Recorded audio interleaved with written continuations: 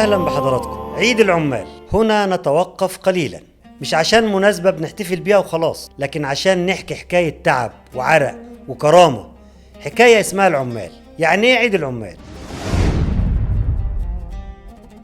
عيد العمال أو يوم العمل العالمي هو يوم بيتعمل كل سنة في 1 مايو. يوم العالم كله بيقف فيه مش عشان يشتغل، لكن عشان يقول شكرا للناس اللي بتبني، شكرا للناس اللي بتزرع، شكرا للناس اللي بتشيل البلد على كتافها. البداية ما كانتش سهلة، الحكاية ما بدأتش باحتفال. الغريب إن الحكاية بدأت بوجع. في القرن ال19 في أمريكا كان العامل بيشتغل ما بين 12 و14 ساعة في اليوم، من غير حقوق، من غير تأمين، من غير حتى كلمة كفاية. أول صوت قال لأ قبل أمريكا.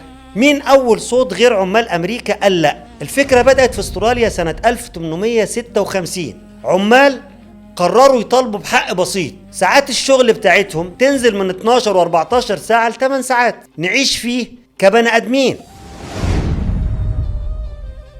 كانت دي أول مرة الفكرة تتقال بصوت عالي، كانت الشرارة الحقيقية. لكن الانفجار الحقيقي حصل سنة 1886 في مدينة شيكاغو. العمال نزلوا الشارع فعلا يطالبوا بنفس الحلم، ساعات الشغل تبقى 8 ساعات بس. احتجاجات وهتافات، وفجأة الأمور قلبت. حدثت واقعة مشهورة اسمها أحداث هاي ماركت. انفجار، اشتباكات، دم، ناس ماتت. بس الفكرة ما ماتتش، الفكرة كبرت. بعد اللي حصل العالم بدأ يسمع.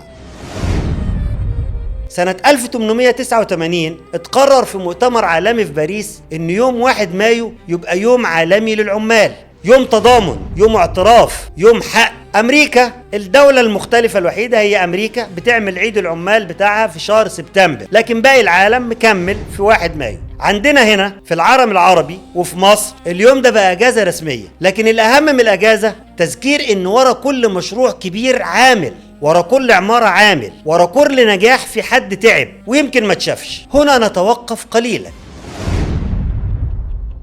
عشان نقول كلمة من القلب. العمال مش مجرد موظفين أو ناس بتشتغل باليومية، العمال هم اللي بيصحوا بدري قبل الشمس، اللي بيرجعوا متعبين بس راضيين، اللي بيشتغلوا عشان بيوتهم تعيش. العمال هم عمود البلد الحقيقي. عيد العمال مش بس يوم نقول لهم فيه كل سنة وانتم طيبين، لا، ده يوم نفتكر فيه إن الحقوق اتاخدت بتعب وبدم وبصبر سنين.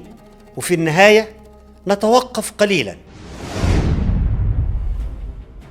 عشان نقول لكل عامل انت مش بس بتشتغل، انت بتبني حياة. اسمك يمكن ما بتكتبش على المباني، لكن شغلك هو اللي بيخليها تقف. هنا نتوقف قليلا. أشكركم وإلى لقاء آخر في حلقات قادمة.